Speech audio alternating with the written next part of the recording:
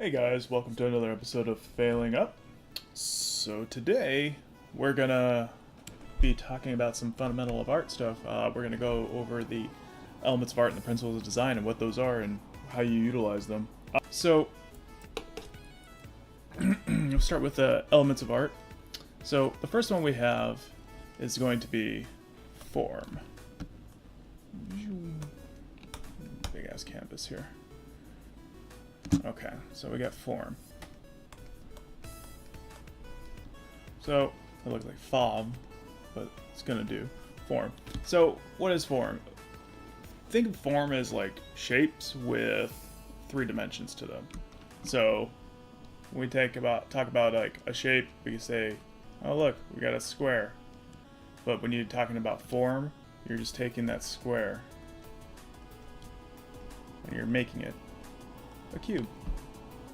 That's all form is. It's just a 3-dimensional object, or something that looks like it's 3-dimensional. Very least. Has width, height, some volume to it. Okay? And then that would lead us on to the next one. Shape. Alright guys. I sculpt. I don't write. My apologies. Shape. So this is kind of the little brother of form right here. So we had a cube over there. We're just gonna have a square here. And circle, triangle, all those good stuff. So shape. Next one is color. Color. We're all pretty familiar with color, I hope. Yeah. We got some there. Color and color. You get the point. Color. Next one's gonna be value. So value. And we're all pretty, or should have an idea about what this is. I say all. That might be presumptuous of me. But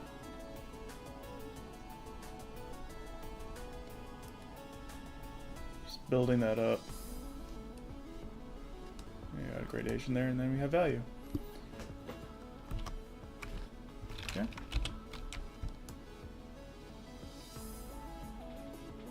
Space. That's gonna be our next one.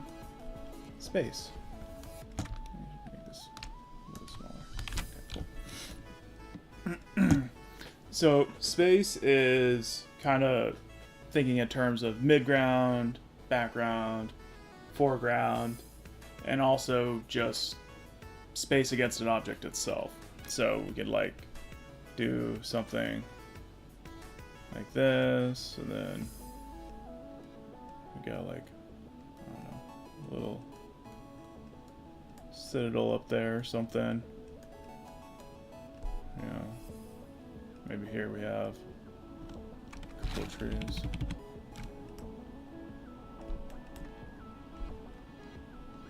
And then maybe up here, I don't know, got a barn or something. Wow, that is really bad perspective.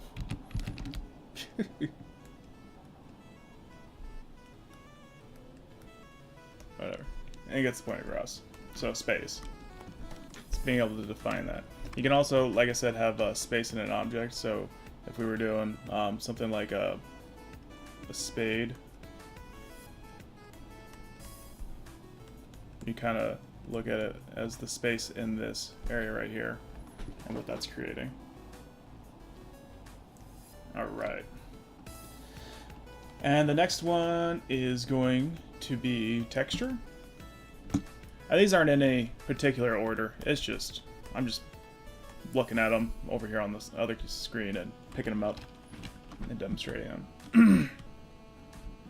So texture, so that's how you define what the surface properties of something are. So if you got like a woolly sheep, you know, you need to have something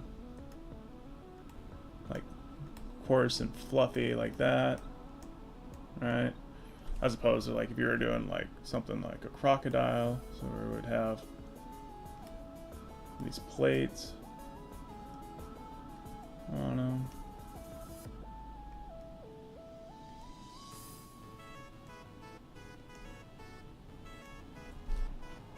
And then, you know, you got your hairs for like if you're doing like a yak or something like that.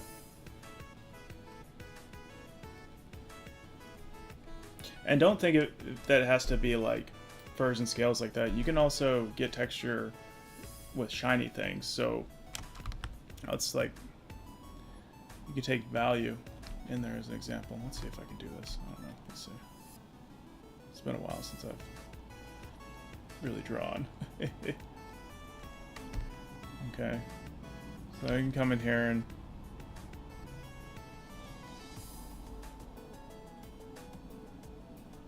put base value down, and then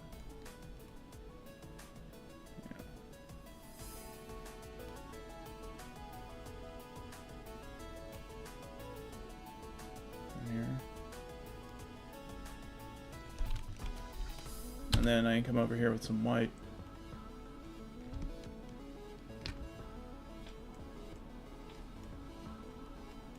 Now this is kind of getting that marbled texture look to it. Shiny. So you could use texture in that way too. So don't think it's just on things that are actually like, if you touch it, you can feel something on it. You can use it on things like chrome and water, all this stuff. It just helps separate what the different surfaces are made out of in whatever you're doing. And the last one, everyone has done this.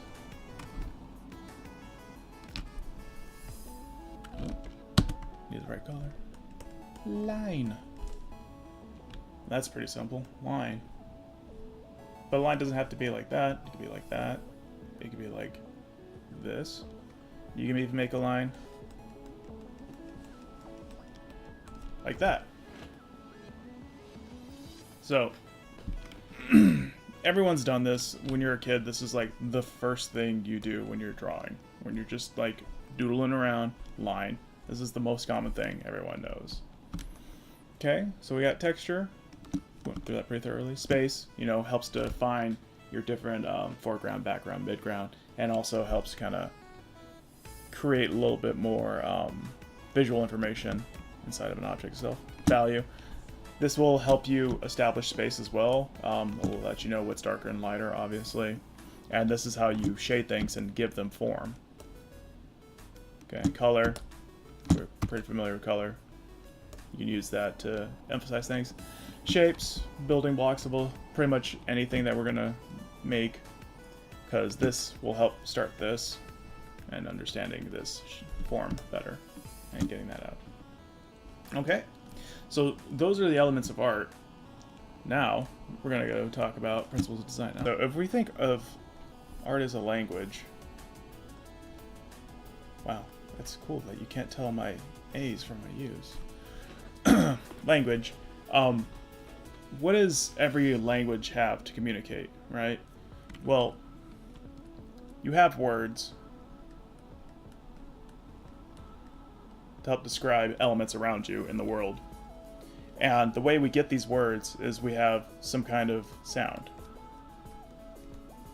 Or, you know, lettering system of things to make those sounds, right?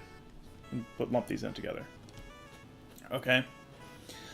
So, in art, if you think of the elements of art as your letters, the principles of design are your words. So, the elements will make up the principles, in which turn you can communicate whatever your idea is in this language of art. Okay? So that's how this is all going to work together. I started with the elements because this is the building blocks. You learn your ABCs, and then you learn, you know, how to spell them and go to the spelling bee and be amazing, be the pride of your grandparents, you know. But this is where everything starts. Understanding these is super important to being successful in your visual communication skills. Balance.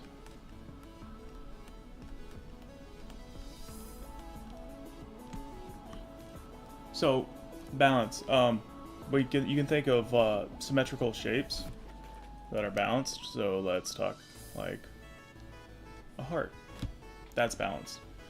You can also have visual balance through other means. So, let's say I got this big building right here, right? And then this is my composition. This big building right here. Now, right now the scene is really heavy on the left side. So what I can do to balance this out is I could put another building on that side, and now it's balanced out. But you could also come over here and say, alright, there's a building, there's a building, that's another one, and let's put another one back there. So these guys are not the same as this guy here, but now this composition is more balanced out because I have more elements that may be smaller compared to the one element that's larger, but it's creating visual balance here. You know, just think of it, any composition that you're doing, just think of it as a scale.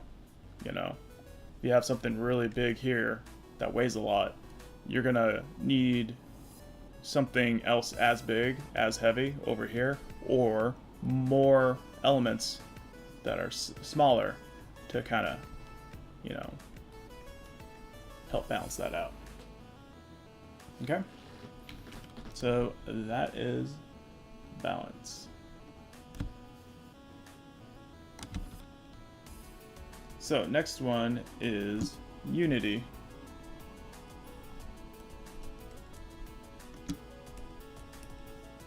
So unity is achieved from multiple elements having the same characteristics in it.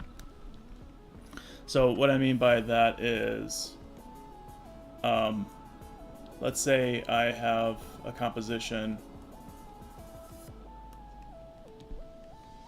of like ladybugs. Let's see. I'm gonna just do this really quickly. So.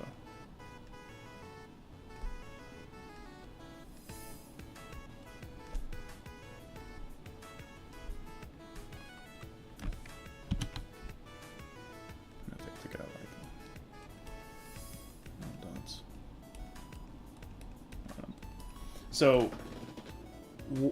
what's unifying all these elements together are color and the pattern, or the texture on them. And okay, so unity.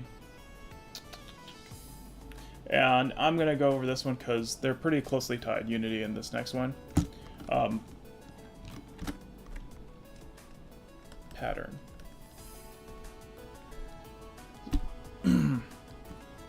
So I almost put these two in the same thing. Pattern is just more specific than unity. I honestly feel like pattern could almost be an element, because what you're doing with patterns is very similar to what the example is we have here. So think of it as something like when you're going to get a bolt of cloth from like Joann's or something like that. There's a pattern on it. There's a repeating thing that happens over and over and over again. Working in the CG industry, you'll have repeating textures on like your grass and your brick walls and stuff like that. So, and you'll see it like the Flintstones cartoons, you know, the background just repeats itself over and over and over and over again. So the pattern can be, you have like a grid pattern, you know. It's an element that keeps repeating itself over your subject, or even over your entire scene. You'll see that. You know, whatever that looks like. So it's important to know, because what this does is it helps to keep a rhythm inside of your figures and your subject matters and your composition as a whole. And you know, it's important to get these right, because you can think of something like, oh man, there's that whole the telephone poles on a street thing. So like this, like this, and then you know you always sing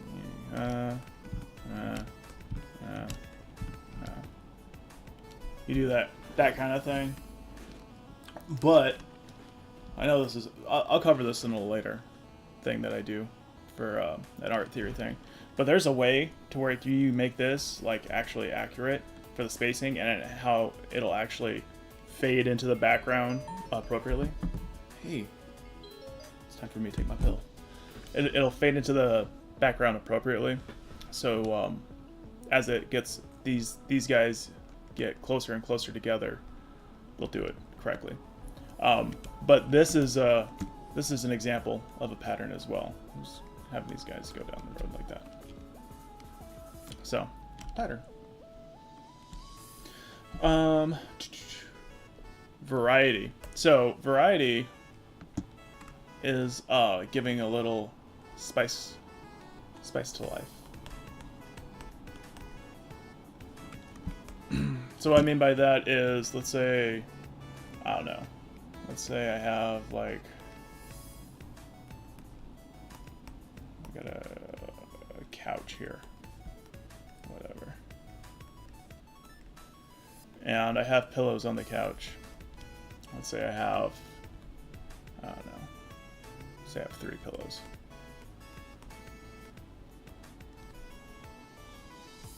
And they're just a mess because I don't care. I don't like pillows on my couch. Whatever. Alright, so I got these pillows.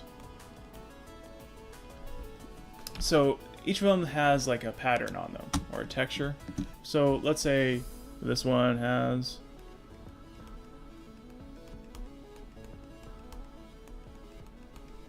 that pattern on it. And then let's say this one's all like wavy. And let's say this one has like little swirls on it.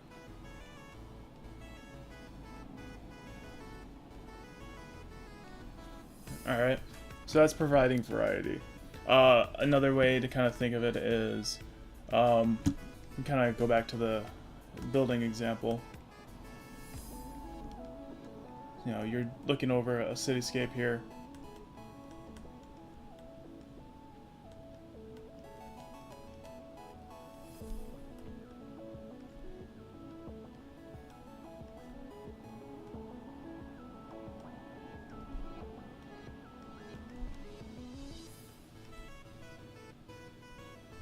You know, having a variety in sizes.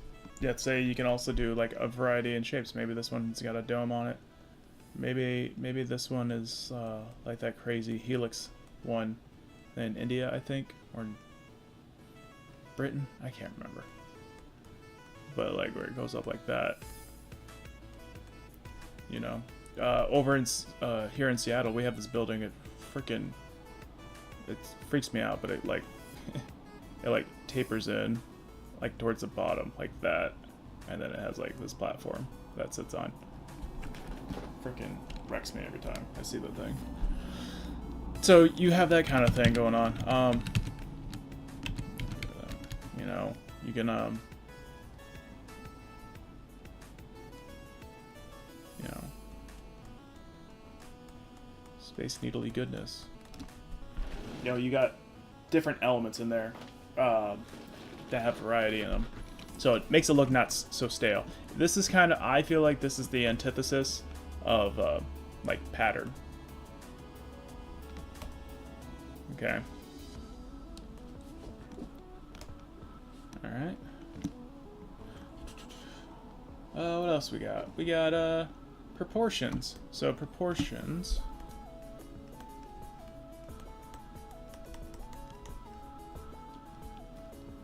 Ooh, proportions. So a really good way to kind of think of this is like if you want to make someone imposing against someone who's like not so. So that's like, I don't know. So we have this guy here.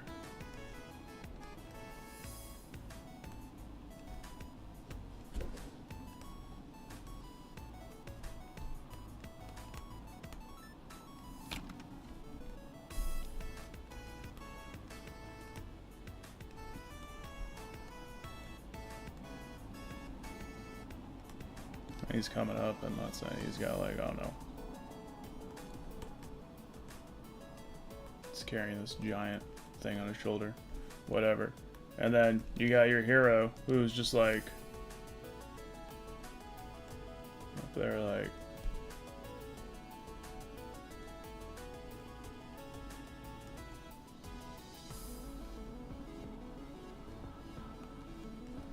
there we go. Got his little dinky sword.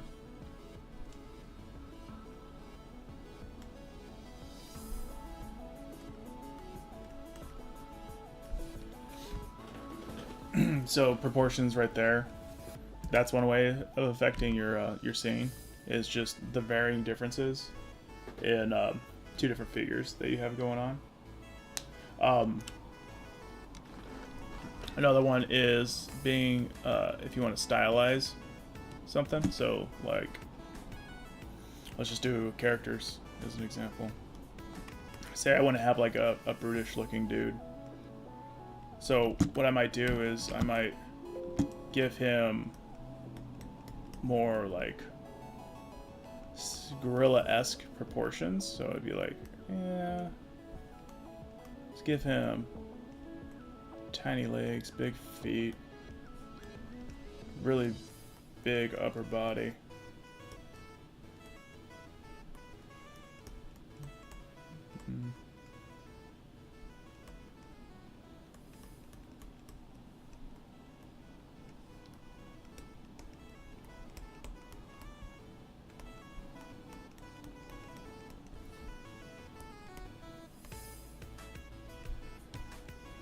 So,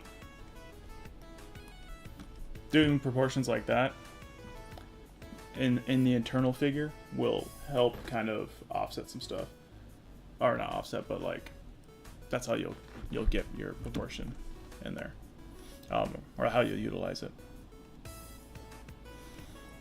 So proportions, yay. Emphasis. Oh, I got one more after this. I'm running out of room. That's okay. I got room down there.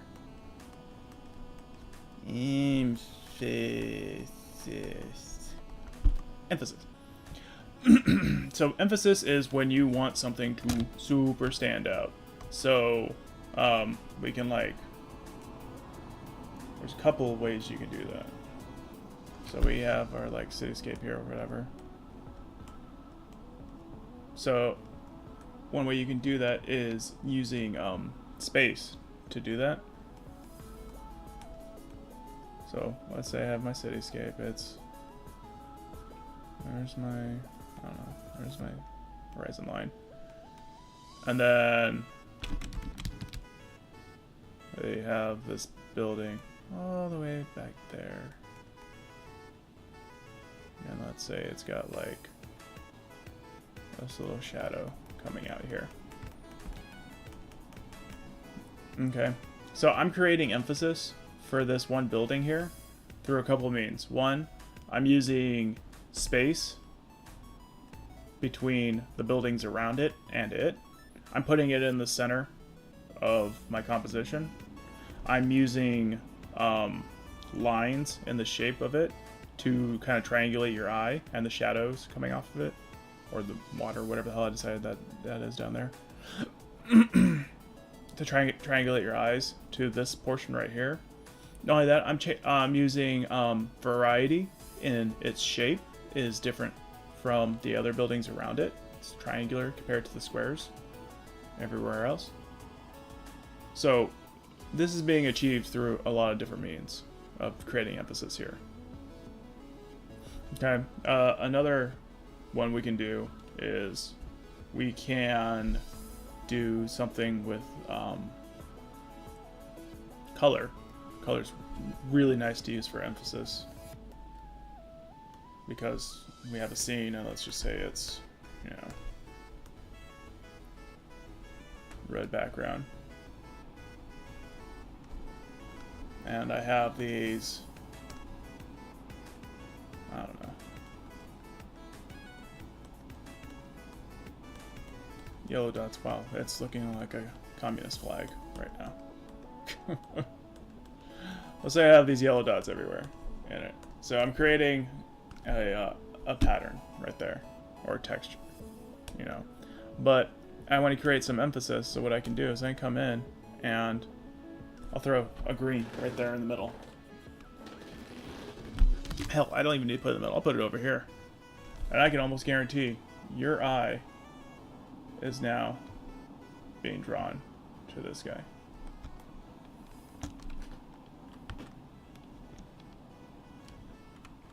I don't know. You guys let me know down in the comments if that's what's happening. And part of the reason that's should be happening is because green and red are a complementary colors. And we're not doing art theory obviously right now, but it'll I'll do that on another episode. But that's how you can do that, is through color right there as well. Okay, so that's emphasis. And the last one, let's go over here. Movement. There we go.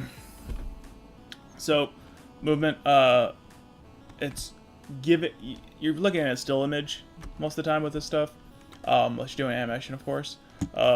So, sometimes you want to get the illusion of movement happening.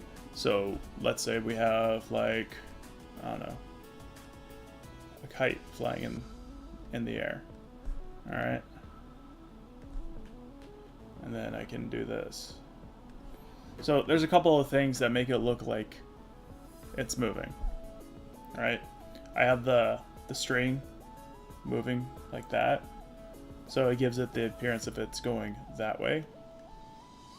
The other thing I've done is I've used the cross sections of the kite to make it look like it's getting pushed that way by the wind, by this cross right here. Okay, so I'm using line to do that. I could emphasize that by pushing this in a little bit more. Take that back.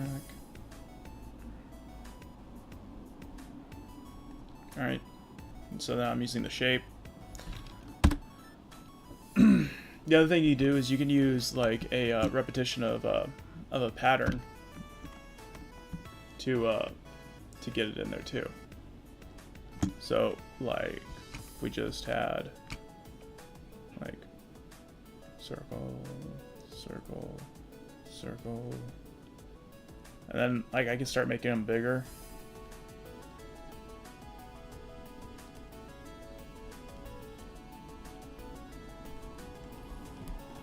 See, now it looks like it's going out and coming closer. And the way I did that was using line again through the dots, right? Because it's leading your eye.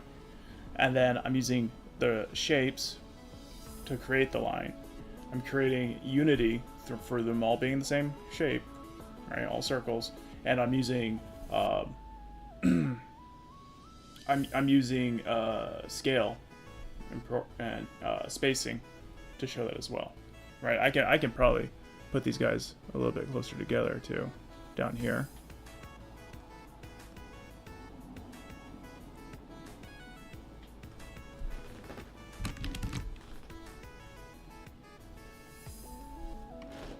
All right, and as they get closer, they kind of start separating out a little bit. So that's movement. And then within this, even I can like come in here and let me, I don't know. Stupid lasso tool. I ain't come in here and like just like that guy, let's just say, and I'll make it paint them red. Right? So now this guy's red. I don't know why I had to lasso that. So creating emphasis on the end there. So you can utilize all of these in so many different ways. That's why they're the principles and the elements. Like they're the building blocks of everything that happens. So like I don't know. Let's say like this, and then let's make that.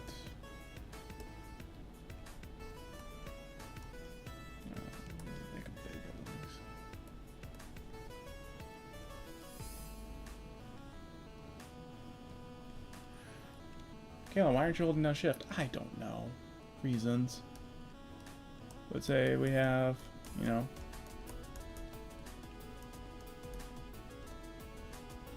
big buildings, and we got a bunch of douchebags walking right there. Let's say, I don't know, let's, I don't know what I want to do over here. I don't know. But let's put a building over here, let's say, and let's see, I don't know. Let's make this like some kind of dude that's all victorious. So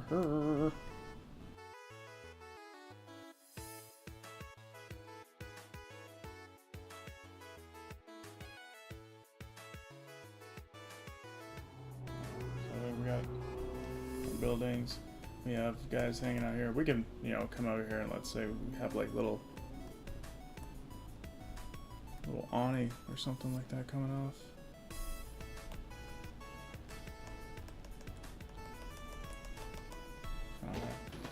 See, now what we're trying to do is we're trying to negotiate some balance out of this, right? Because this is a little heavy right here. So what we got to do is we got to throw in like more elements over here.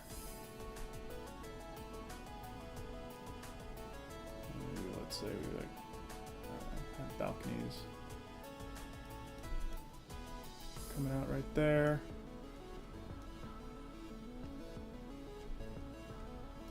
There we go. So we're starting to balance that out now by putting more visual elements over here with the bigger elements over here. You know, we're creating proportions through this thing, and you know what we're trying to represent is people down here in a market or something. You know, this is really rudimentary, of course, but this is just to get the point across. But you know, what else we can do is we can like, let's see if I can do this. We come back here and let's say like set a background,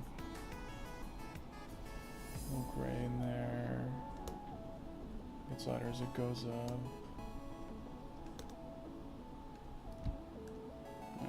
This is coming through on the recording. There we go.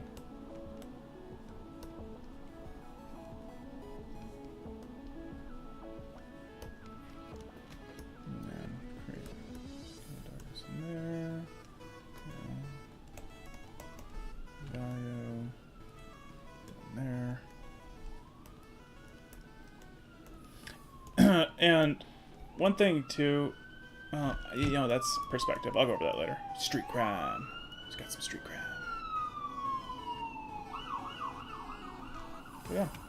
So elements of art, principles of design, fundamentals of art. I hope this was informative for you guys. Leave a comment down below. Let me know if it helped out. If you had any questions, if you think I'm just talking out my ass, whatever it is. Thanks a lot, guys, and we'll see you next time. Bye.